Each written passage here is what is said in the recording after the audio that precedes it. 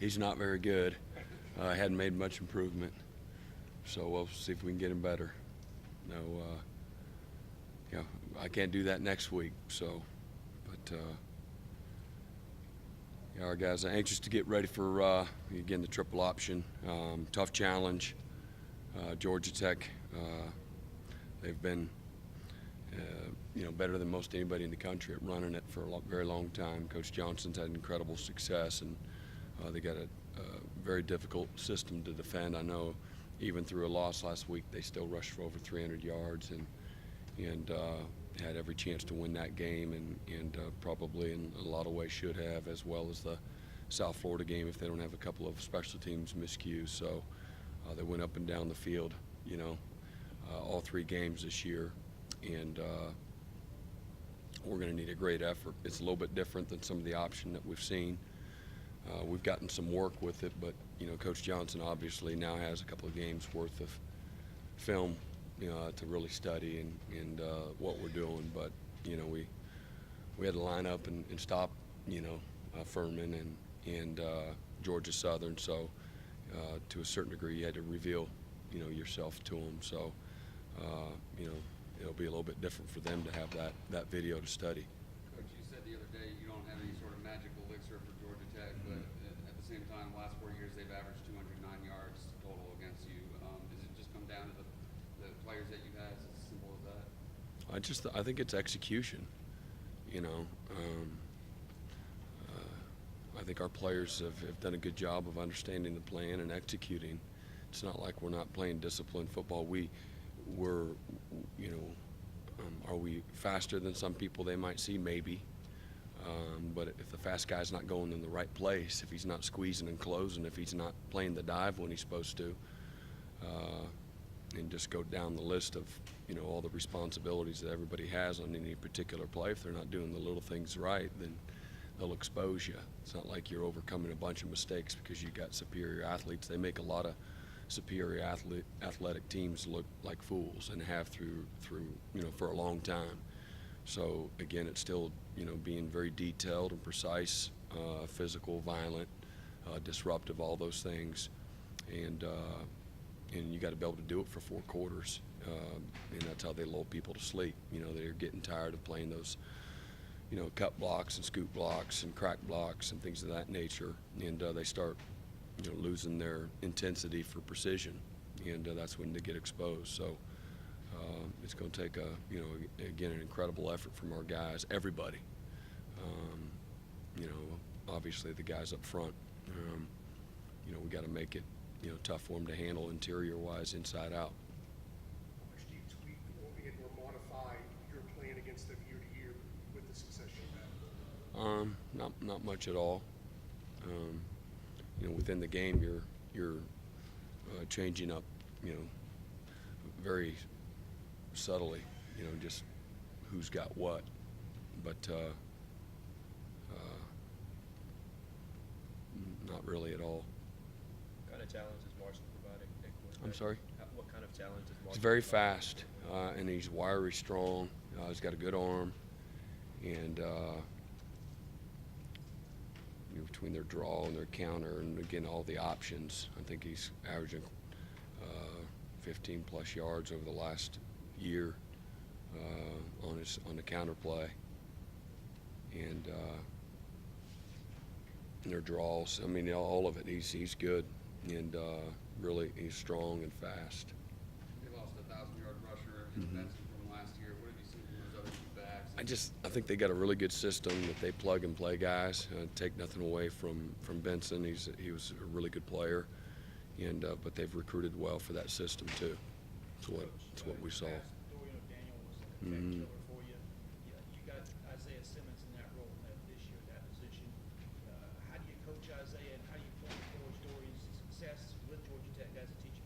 Well, I mean, some guys got instincts for it and a natural feel for it, and then other guys don't. So you're hoping to get something close to what you got, from Dorian, but there's no telling, once game day shows up. So you coach them like you have anybody else at that position and what you want from it, And there's some savviness to it and athletic ability, the ability to stay on your feet, and the ability to understand distance between me and my responsibility on any particular play. So Dorian had a great feel for it, and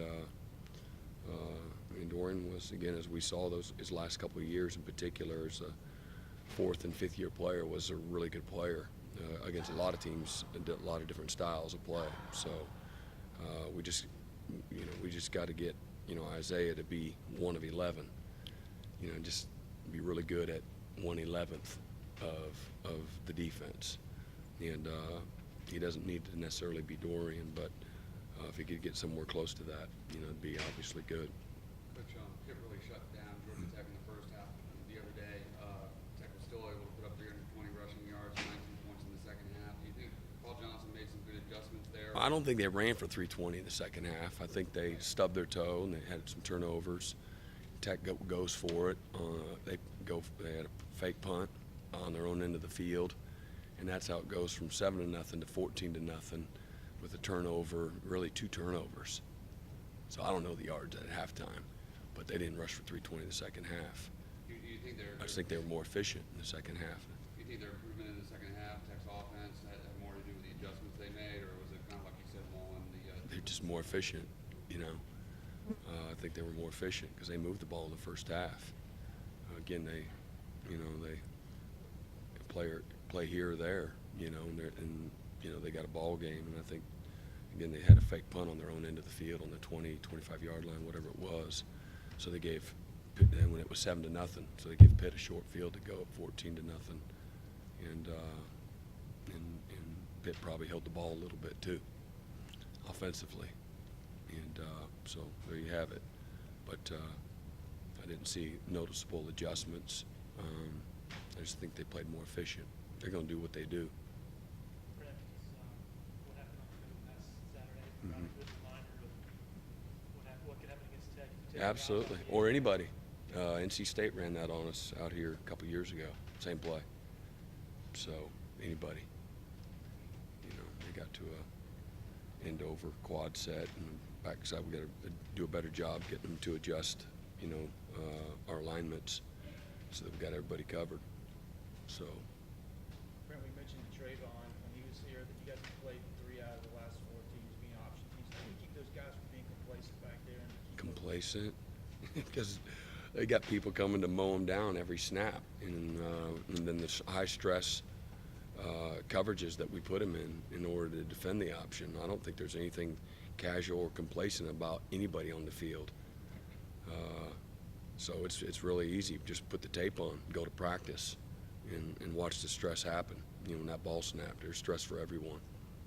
Brent, So I don't think it's old hat or hey, same o, and then this is a different style and different level of athlete and precision and just a different type of attack.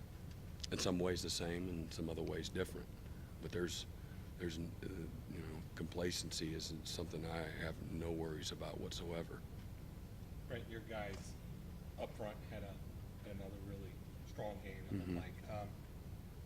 Their motivation is a lot of it just self-motivation from. They get guys that like to play and compete, and they care about their performance. They play with a lot of pride and toughness, and a lot of energy. That's who they are every day at practice. So I think that what you see is again just reflective of who they are and the kind of leaders they are and guys that care.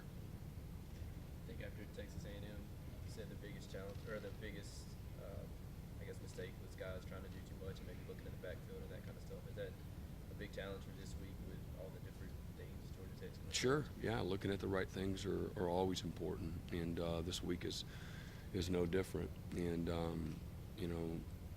because they really require 11 guys to really be cohesive on every play. Sometimes a backside guy on a run over here against somebody else, is not a big deal. But our backside guy is every bit as important as the point of attack guy. And if we lose that, if he gets cut as a backside player, we got problems, and they'll wear you out. So, eye discipline and, a gap integrity and discipline on how you're dive quarterback alley pitch is, is at a premium. And so.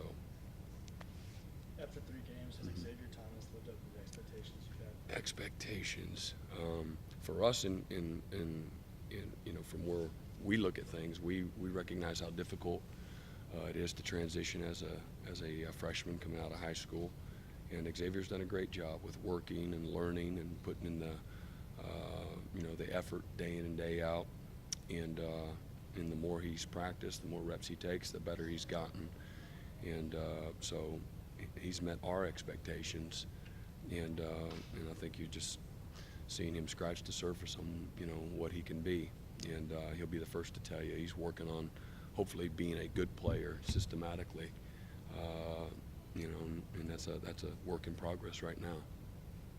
Is he ahead right now as a freshman of where maybe like Cleveland and Austin and even Shaq, some of the other guys you have? Well, probably his first step was the strength and explosiveness, probably so.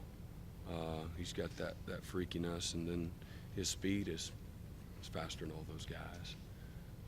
But he's a good football player too. You can't just be a fast guy, and so I would say he's a little bit ahead because he's stronger, than Clee. Much more physically developed, and again got a great explosive first step. Coach, how do you simulate Georgia Tech's blocking schemes in a live setting in the practice leading up to a game? Well, we try to